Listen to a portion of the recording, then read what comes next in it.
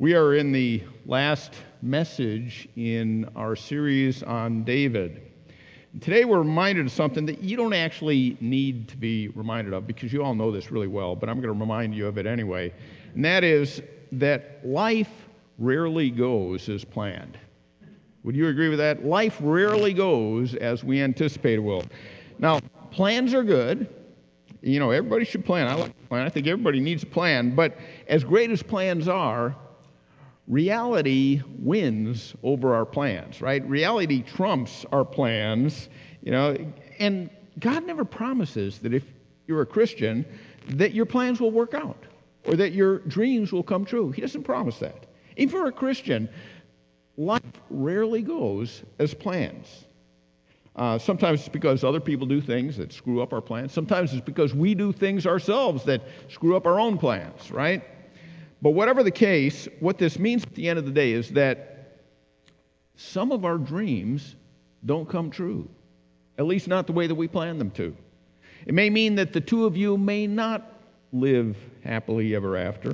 It may mean that you don't get the opportunity to walk a daughter down the aisle or to coach your son's soccer team.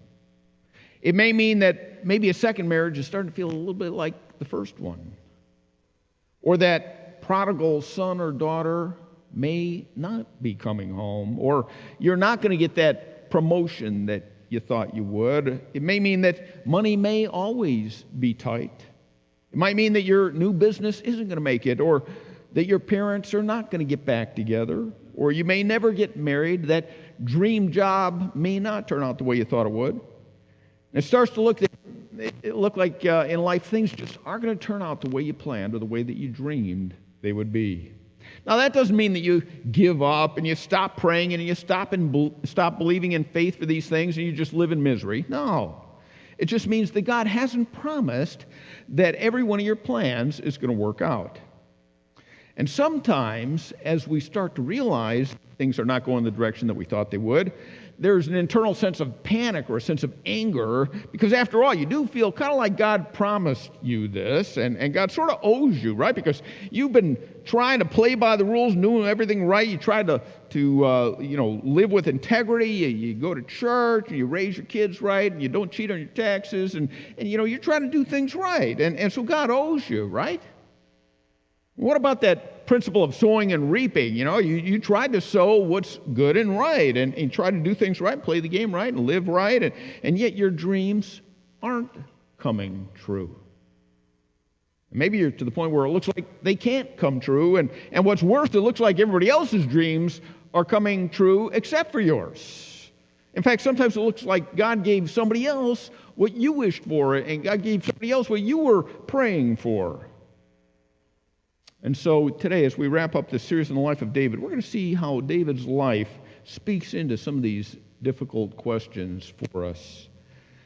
As we saw in the last few weeks, when David was in his 20s, he realized that life was not going according to plan. He had a plan. He had big dreams. In fact, he was anointed by Samuel the prophet to be the next king of Israel. And for a while, it was going according to plan. He kills Goliath. He becomes a war hero. He's the most popular guy in the whole kingdom. It's going according to plan. But then, crazy King Saul decides that David needs to die. And so suddenly, David finds himself on the run in the wilderness. He's trying to stay alive now, and everything's upside down. And so he did what many of us do when our plans aren't working out, our dreams aren't coming true. He panicked. And he started making bad decision after bad decision, and some people died as a result. But during that season of his life, he learned some very important lessons. We talked about these a couple weeks ago. And then we talked about last week how David's dreams finally did start to come true. And after 8 years as a fugitive in the wilderness, he actually does become the king. And so, of course, he lives happily ever after, right? Not so much. How many of you know that even after your dreams or desires have apparently been achieved, it is still easy to screw up your life? Have you noticed that? Some of you know that from experience. Some of you had dreams or desires when you were young, and you accomplished most of these, and you were very successful in certain areas. But along the way, you messed up a bunch of other things, didn't you? And when David was a young man, his plans and dreams didn't work out because of somebody else, because of King Saul was trying to kill him. As an older man, David's plans and dreams didn't work out because of himself, his own sin. After 22 years as king, he's in his 50s now. He's no longer the cool kid who killed Goliath. He's no longer the young warrior who leads the troops into battle. And so he sends his men off to war, but he doesn't go with them this time. And you all know the story. He gets up late at night. He walks out on his roof, and he sees Bathsheba. And he calls the servant over. He says, "Who's that?" The servant says, "That's Uriah the Hittite's wife." Uriah was a friend of David's. He was also a commander in the army. And David says, "Send her to me." Now, if you've read the Old Testament, you know that right from the beginning, when Israel wanted to have a king, God told them, "No, you don't want a king. Let me be your king. You don't want a king." And through the prophet Samuel, God told him, when you have a king, there's a lot of problems that come with having a king. And one of the problems with having a king is that no one can tell the king no. You can tell a priest no. You can tell a prophet no. You can even tell a judge no. But you can't tell a king no. But the people told Samuel, "Hey, we want a king anyway," and so they got one. And now we see the results. David says, "Send her to me." And so Bathsheba comes to David because you can't say no to a king. And everybody pretty much knows the story. They spend the night together, probably several nights, and then she sends a message to him, "Oh no, I'm pregnant." But David says, "Yeah, I can fix this." He calls Uriah home from the battlefield, supposedly to give him a report on how things are going. David says, "Hey, Uriah, as long as you're here, why don't you go home?" But Uriah is a man of integrity, and he spends the night on the ground in front of the palace gates. David finds out he didn't go home. He says, "Uriah, why didn't you go home to your wife?" Uriah says, "How can I spend the night with my wife in a comfortable bed when my men are lying in the mud on the battlefield?" David says, "Well, spend one more night." And that night he gets him really drunk, and then he tells him, "Uriah, go home." But again, Uriah doesn't go home. David finds out the next morning Uriah hasn't gone home. Uriah says, "Hey, I'm not going to spend the night in luxury when my men are dying on the battlefield." And so David writes a message to Joab, Uriah's commander. He says, "Dear Joab, put Uriah out front where the fighting is fiercest, then withdraw from him so he will be struck down and die." It was a death sentence. He signs it, seals it, gives it to Uriah to give to Joab. And Joab does what the king says because you can't say no to a king. And Uriah dies in battle. Bathsheba mourns, and after the time of mourning is over, David marries her, and they have a baby boy, and so everything's good now, right? Everything's fixed. David has managed the outcome, except that it's not a secret. In a world where there are slaves everywhere, the walls talk. And so eventually, after they're married, the prophet Nathan makes an appointment to come see David. Nathan comes in, he tells this story about a rich man and a poor man. He says this rich man has thousands of sheep, and the poor man had just one sheep who he loved. And the rich man steals the poor man's sheep, kills it and eats it, and the poor man is left with nothing. And David thinks this is a story of something that just really happened, and so he is so furious at the rich guy in the story. He says, "That rich man deserves to die." At which point Nathan says, "Oh, by the way, David, you are that man. You are the rich guy in this story." David immediately realizes what it's about. He repents and says, "Yes, I'm guilty." He confesses his sin. And as we all know, if you confess your sins to God, He will restore you. He will wash you white as snow. You don't need to feel guilty anymore. But here's the problem. Every sin comes prepackaged with a penalty. Every sin comes prepackaged with a consequence. And even though you're forgiven and the sin gets washed away, those consequences don't get washed away. So that day, as David began to repent of and mourn over his sin, Nathan tells him, "Here's what God says. From this time on, your family will live by the sword. because you have despised me by taking Uriah's wife to be your own. This is what the Lord says, because of what you have done, I will cause your own household to rebel against you. I will give your wives to another man before your very eyes, and he will go to bed with them in public view. You did it secretly, but I will make this happen to you openly in the sight of all Israel. God is telling him, David, because you're the leader, I expect more from you. And you're accountable to the entire kingdom. And because of your sin, I'm going to bring about a consequence that everybody in the kingdom will be able to see. You did it secretly, but I will make this happen to you openly. Then David confessed to Nathan, I have sinned against the Lord. Nathan replied, yes, but the Lord has forgiven you, and you won't die for this sin. But there is going to be consequences for what you did. The Lord has forgiven you. You won't die, but the consequences will come. And in the very next chapter, 2 Samuel 13, we see the consequences start to hit like a sledgehammer, one after another. David's oldest son was named Amnon. Amnon, because he was the oldest, was in line to become the next king of Israel. But Amnon was consumed with lust for his half-sister Tamar. They're David's children by two of his different wives.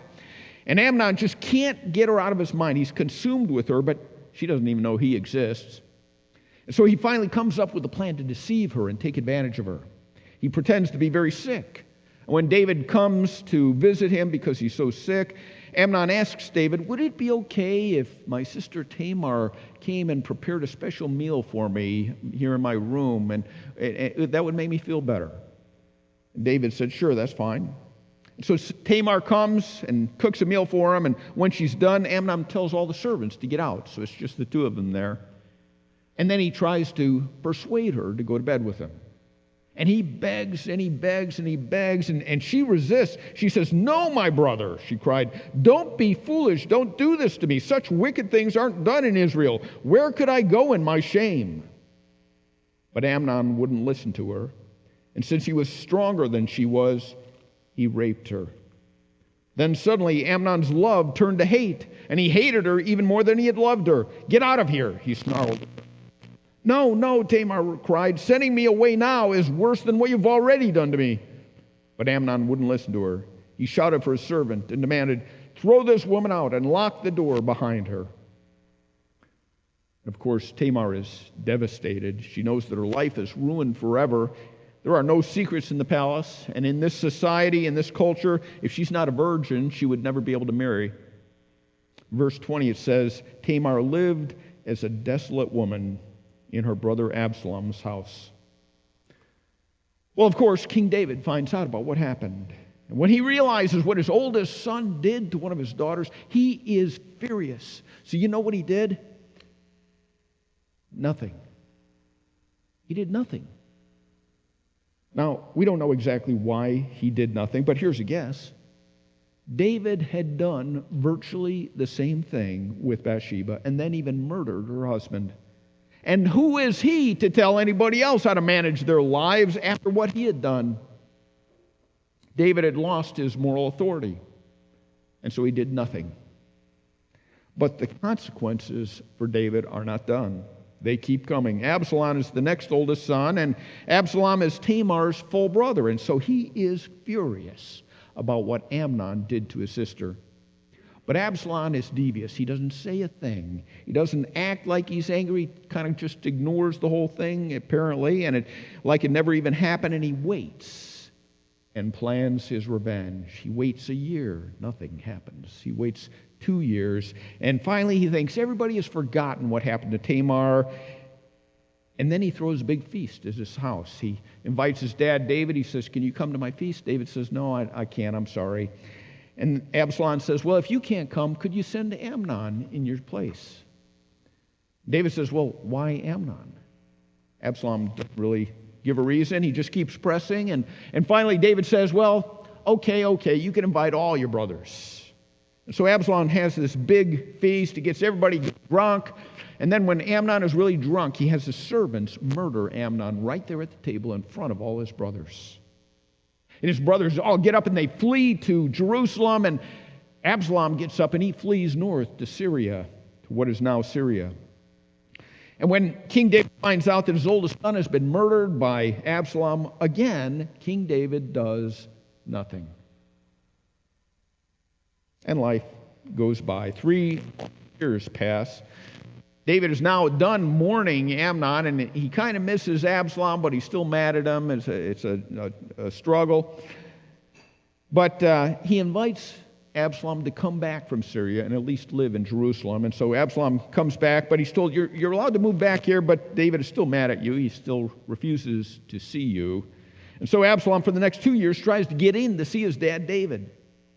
But his dad ignores him and won't see him. And Absalom is so furious. He says, you brought me back here, but it's like I'm under house arrest. Nobody will talk to me. I'm just get ignored. And finally, he manipulates things. And so David sees him again one time, but there's still no real relationship. And Absalom is so angry and hurt that he decides to overthrow his father and take the throne for himself. And so he starts a 4-year plan. We read about it in 2 Samuel chapter 15. It says, Absalom got up early every morning and went out to the gate of the city. When people brought a case to the king for judgment, Absalom would ask where in Israel they were from. And they would tell him their tribe. Then Absalom would say, you've really got a strong case here. It's too bad the king doesn't have anyone to hear it. I wish I were the judge. Then everyone would bring their cases to me for judgment, and I would give them justice. When people tried to bow before him, Absalom wouldn't let them. Instead, he took them by the hand and embraced them. Absalom did this with everyone who came to the king for judgment, and so he stole the hearts of all the people of Israel. For 4 long years, Absalom does this. And after 4 years, he decides the time is right. It's time to make his move. So he goes to Hebron, about 20 miles south of Jerusalem. In verse 9 it says, so Absalom went to Hebron, but while he was there, he sent secret messengers to all the tribes of Israel to stir up a rebellion against the king. As soon as you hear the ram's horn, his message read, you are to say, Absalom has been crowned king in Hebron. Now, at this time, there were no newspapers, there were no radios, no instant communication of any type, and so people basically believed what they heard. And they're thinking, well, maybe Absalom has become king because David is dead. Or maybe it's because David just abdicated and let his son be the king. We don't know. But the point is that he had the hearts of the people of Israel. And so when people heard that Absalom had become king, they rejoiced all over the kingdom. They thought it had actually happened. Now, just to put this in context, this is 16 years after David's incident with Bathsheba. The consequences just kept coming and coming. First, his daughter is raped by his son. Then his firstborn is murdered by Absalom. And now Absalom started a civil war to try and overthrow him. Verse 13, it says, a messenger came and told David, the hearts of the people of Israel are with Absalom. When David heard this, apparently he wasn't too surprised. He no doubt heard rumors of this for the past couple of years. In verse 14 it says, then David said to all his officials who were with him in Jerusalem, come, we must flee, or none of us will escape from Absalom. We must leave immediately, or he will move quickly to overtake us and bring ruin on us and put the city to the sword. David knew if I stay here in Jerusalem and try and fight and defend the city, if Absalom then takes the city, he'll just assume that everybody in here was with me, and he'll kill everyone in the city. And so David abandons the throne to save the city, and once again, he's a fugitive. Once again, he has to run from the place that he considered home. He has to run from the people that he thought loved him. Once again, he's a fugitive, but he's not 22 years old now. He's 61. This was not the dream. This was not how he saw his life going. This is not how it was planned out. His dreams were not coming true. Maybe some of you feel like that's happened in your life. Your dreams are dust. Your plans are not working out like you thought. Maybe you're heartbroken, disappointed, angry, frustrated. Maybe you've been looking for somebody to blame. Maybe you've even decided to blame God. Right? Because God could have done something about this, right? He could have kept this from happening. And when it's all going in the wrong direction, it's like, what's the point of trying anymore? I mean, I hung in there year after year trying to make it work. I waited and waited, but it never happened. The situation never turned around. I raised him right, or I raised her right, and I don't deserve to be treated this way, but look how they're treating me. I was honest, and I was told if you're honest that good things will happen, but now I'm out of a job. I worked hard, but it hasn't worked out for me. And so we're angry, we're hurt, we're frustrated, we're disappointed. Maybe we're disappointed with God, which just makes it even more painful. But this isn't the first time that David had faced a situation like this, and he learned some lessons along the way that all of us need to learn. So David leaves Jerusalem with all of his family and his friends and all of his supporters to get away from Absalom. And as he's leaving, Zadok, the high priest, was also planning to go with David, and so he shows up with a bunch of the Levites who serve in the worship of God, and they're carrying the Ark of the Covenant. The Ark of the Covenant represented the presence of God. As far as ancient Israel was concerned, you could not be closer to God than when you were in the presence of the Ark of the Covenant. They thought if you took the Ark of the Covenant into battle with you, you were guaranteed to win because you have the presence of God with you. You have God himself with you. And so when David saw them bringing the Ark of the Covenant, getting ready to leave with them, he could have said, yeah, I'm leaving this city and I'm taking God's presence with me. I'm taking the ark because I'm right and they're wrong. I'm good, they're bad. And so God has to be on my side. That's what he could have said. Listen to what David did say. Then the king said to Zadok, take the ark of God back to the city. Now, the people around David would have said, what are you thinking, David? You're going to let Absalom have the ark? You're going to let Absalom have the presence of God on his side? David continues, if I find favor in the Lord's eyes, he will bring me back and let me see it and his dwelling place again. But if he says, I am not pleased with you, then I am ready. Let him do to me whatever seems good to him. This is so powerful. He says, if I find favor in God's eyes. In other words, I'm not going to try to manipulate God. I'm not going to try to talk God into doing something he doesn't want to do. God has always been with me in the past, ark or no ark. And if I find favor in God's eyes, he will bring me back and let me see the ark again. If God chooses to bring me back, it's his will. But I'm not taking matters into my own hands. Then he goes on, but if he says, I'm not pleased with you, David, then I'm ready. Let him do to me whatever seems good to him. I'm in his hands. In other words, thy will be done, not my will. Thy will, not mine. Because every time I do my will, I just mess it up. Every time I have my way, I get in the way. And so not my will, but thy will. That's the lesson David had to learn the hard way. And even though it looks now to David like he has lost everything, he has not lost his confidence in God. Even though his world is turned upside down and he's running for his life, he has not lost his faith in God. He refuses to abandon God, even when it looks apparently like God has abandoned him. Now, I taught about the next part of this story a few months ago, so I'm going to skim through it very quickly. Absalom shows up at the city, takes the city without a fight, but it doesn't really mean much because he has the capital, but he just doesn't have the king. And so he gathers his army to follow David and attack. And David goes to a city that you've probably never heard of called Mahanaim, and he raises an army there. And when he hears that Absalom is coming to attack, David does a very smart thing. He divides his army up into thirds, and he puts different commanders over each of the thirds. And then he also puts commanders over each 1,000 men and over each 100 men. And then he gives them very clear instructions. He says, when you catch up with Absalom's army, when you catch up with Absalom, be gentle with the young man Absalom for my sake. In other words, I realize this is a war. I realize it's going to be chaotic, but if there's a way to spare my son's life, then spare his life. So everybody knew, if you find Absalom, do not kill him. Take him alive and bring him to David. So the battle starts, but this battle didn't take place on a great open plain. It takes place in the forest of Ephraim. We don't know if David's men drew them into the forest. We don't know why the battle was in the forest, but we do know that David's men were better organized to fight under those conditions, because the forest meant that superior numbers meant basically nothing.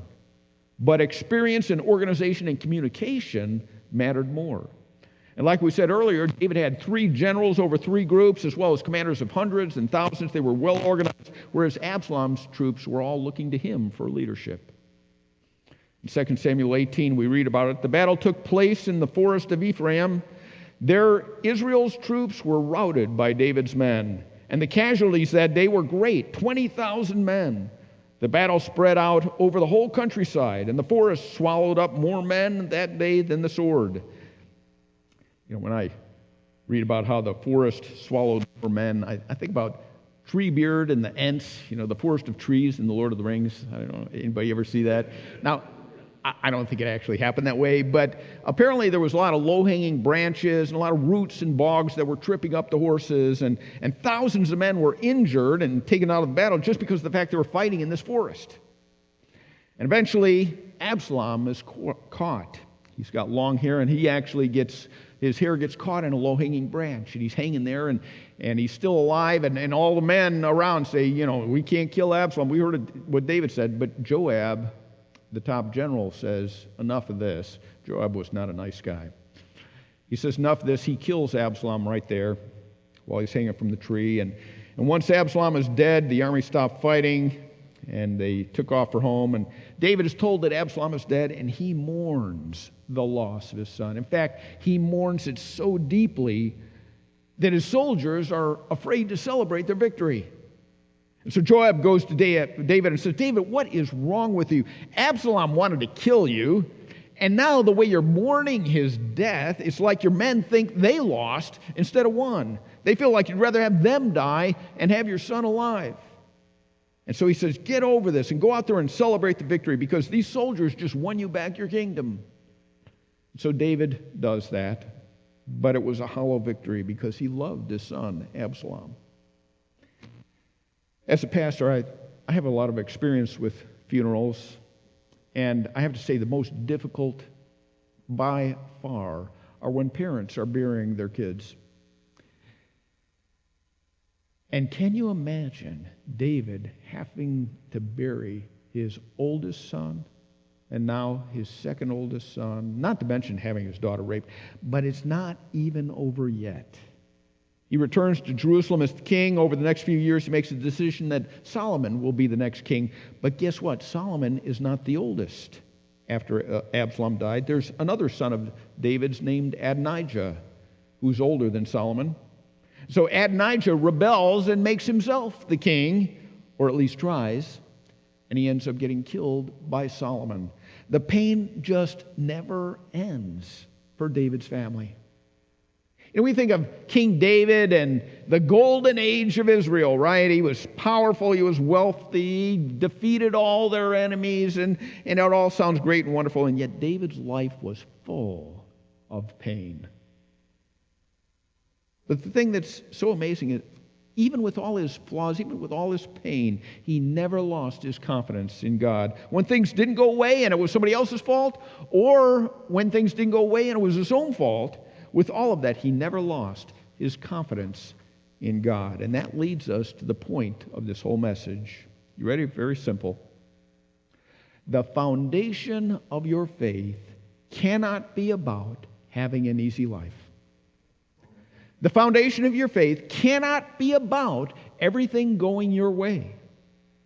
The foundation of your faith is not happily ever after endings. The foundation of your faith is not answered prayer. Does that shock you?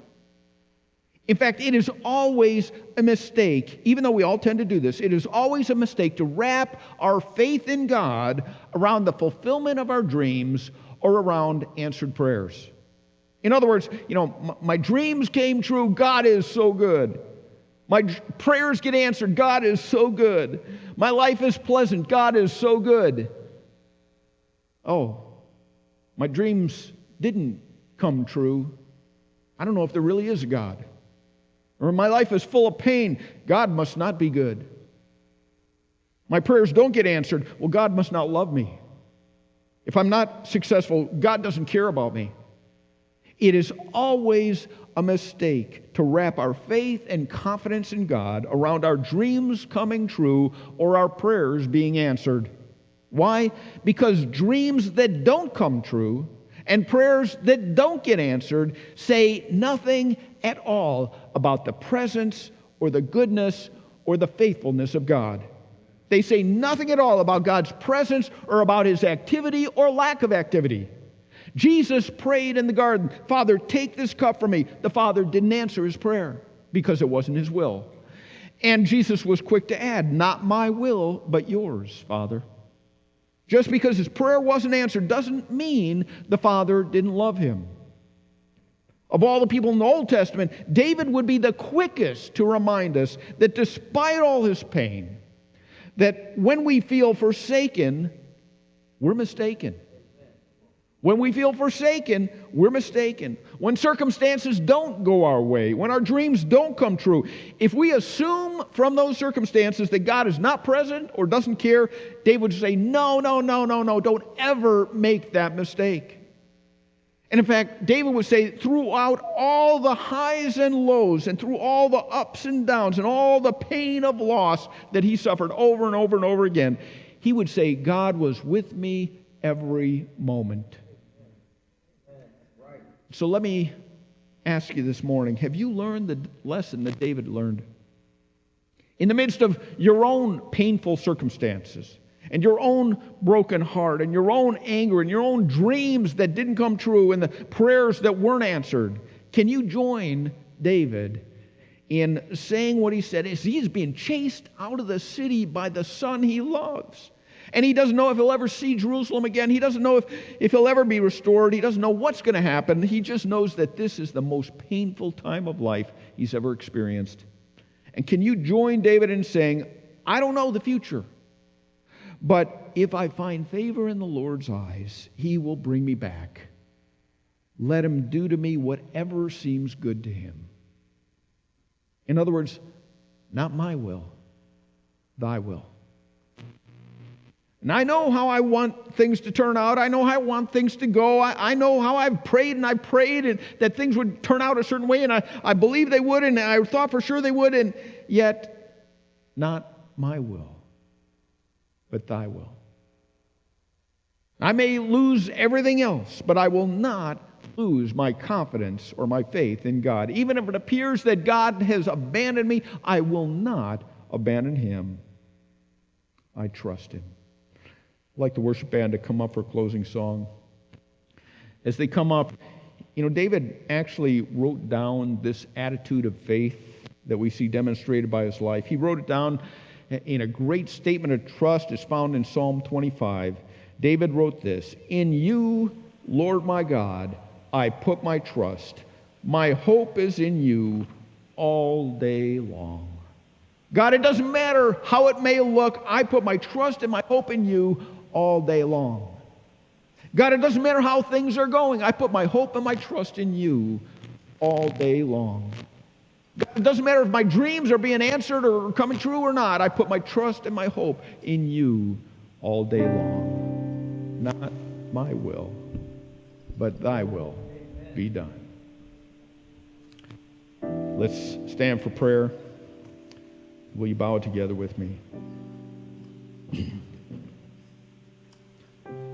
God, I want to thank you so much for all of the blessings that you've brought into our lives. We are so grateful for our homes and families and friends, for our church. We're so thankful we have enough food to eat and clothes to wear and warm places to sleep.